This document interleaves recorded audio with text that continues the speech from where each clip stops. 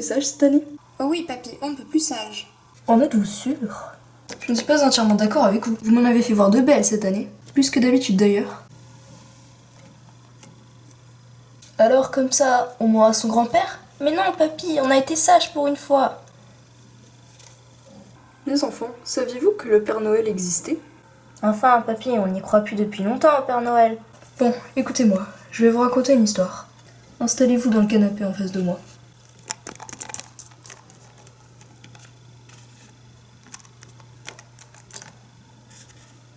Ça risque d'être un peu long. Si vous ne comprenez pas quelque chose, interrompez-moi.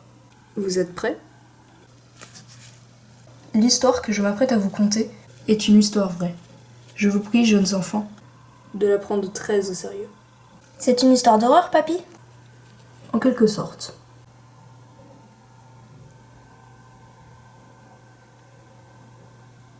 Ethan est un petit garçon de 7 ans. Il avait toujours été un enfant modèle. Ses parents en étaient très fiers. Il était couvert tous les Noëls de nombreux présents. Il pensait que ce Noël en ferait aussi partie. Mais ce ne fut pas le cas. Eh bien, laisse-moi continuer. Tes histoires sont beaucoup trop prévisibles, papy. Les enfants, prenez-moi au sérieux, s'il vous plaît. C'est important. Ethan avait passé une journée avec ses amis quelques jours auparavant et leur avait promis de les revoir 2 jours avant Noël, soit le 23 au soir, comme ils l'avaient tous prévu. Il alla donc demander à ses parents, ayant la certitude qu'ils seraient d'accord. Mais contre toute attente, ils refusèrent, prétextant la dangerosité de sortir la nuit par les temps qui couraient. Ethan insistait encore et encore, jusqu'à ce que ses parents le punirent et l'envoyèrent dans sa chambre. Jusqu'à maintenant, ses parents ne lui avaient jamais rien refusé. Ethan était frustré et ne voulait pas manquer cette soirée. C'est pourquoi il fit quelque chose qu'il n'avait jamais eu le courage de faire auparavant. Il désobéit. Eh bien, tout le monde désobéit. Je n'ai pas terminé. Ethan était un petit garçon très intelligent. C'est pourquoi il mit en place une stratégie afin de sortir de chez lui sans alerter ses parents. Ses amis devaient l'attendre dans un parc non loin de chez lui et le chemin serait court. Il rassembla le matériel dont il aurait besoin pour s'évader, puis attendit une heure précise. Minuit. Pourquoi? Ethan était un petit garçon très superstitieux, et les histoires paranormales l'attiraient beaucoup. C'est pourquoi il a choisi cet horaire pour sa première fuite, une bêtise qui paraît simple certes, mais qui restera gravée dans sa mémoire jusqu'à la fin de sa vie. Minuit arriva. Il lança la corde par sa fenêtre et descendit sans faire un bruit dans le jardin. Lui qui avait toujours été si sage, cette force qu'il éprouvait maintenant le rendait heureux.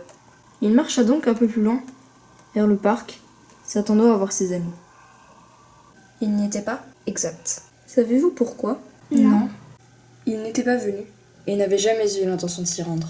Ethan regarda aux alentours, mais personne n'était présent. Déçu et foudrage, il se retourna afin de rentrer chez lui. Mais quelle fut sa surprise lorsqu'il vit derrière lui 3 personnes, armes en main. La peur l'envahit. Il se rendit compte que la bêtise était allée trop loin. Très vite, il établit une stratégie qui lui permettrait de fuir. Il courut le plus vite qu'il put et entra dans sa maison à temps. La force qu'il avait éprouvée quelques minutes auparavant s'était transformée en faiblesse et impuissance. Les assaillants le regardaient depuis la fenêtre. Ses amis sortirent de derrière un mur et le fixaient, le regard méprisant.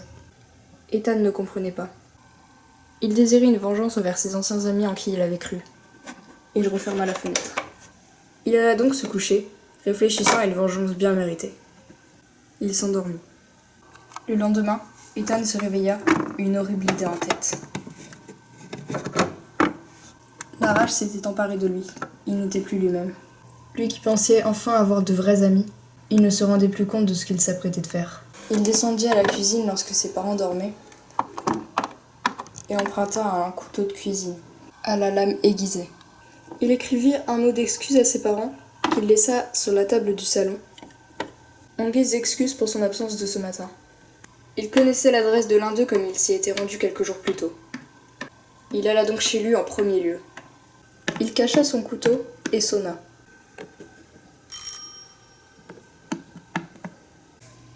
Comme il s'y attendait, sa mère ouvrit la porte et appela son fils. Il sortit de chez lui. Ethan l'emmena au fond du jardin, lui faisant signe qu'il voulait discuter, suite au malentendu de la veille. Il le suivit donc. Mais arrivé au bout du jardin, Il sortit son couteau et lui menaça de lui donner les adresses des 2 autres. Le petit garçon, plus effrayé que jamais, lui donna sans discuter. Puis il le tua.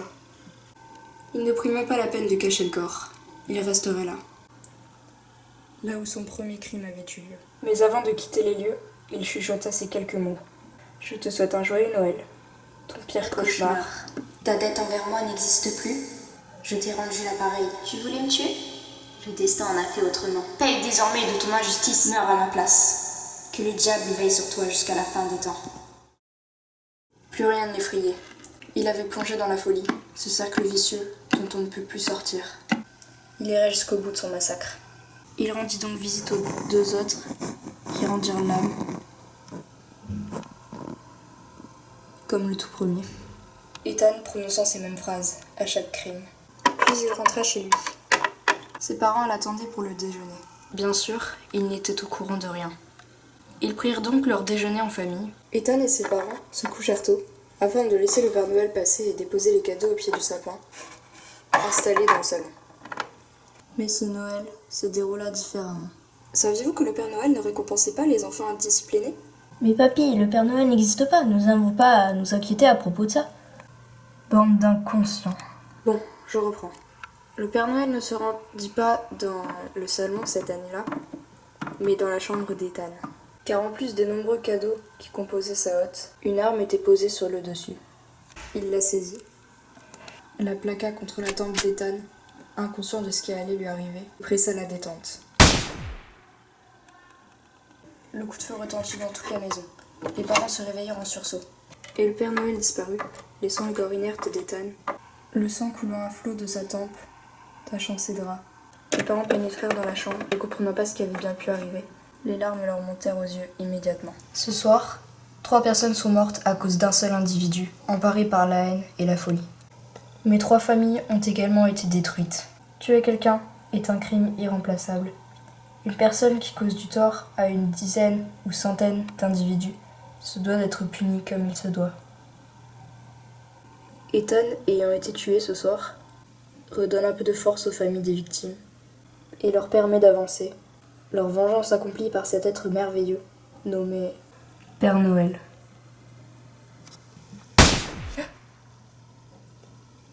Qu'est-ce que c'était, papy? Suivez-moi, vite!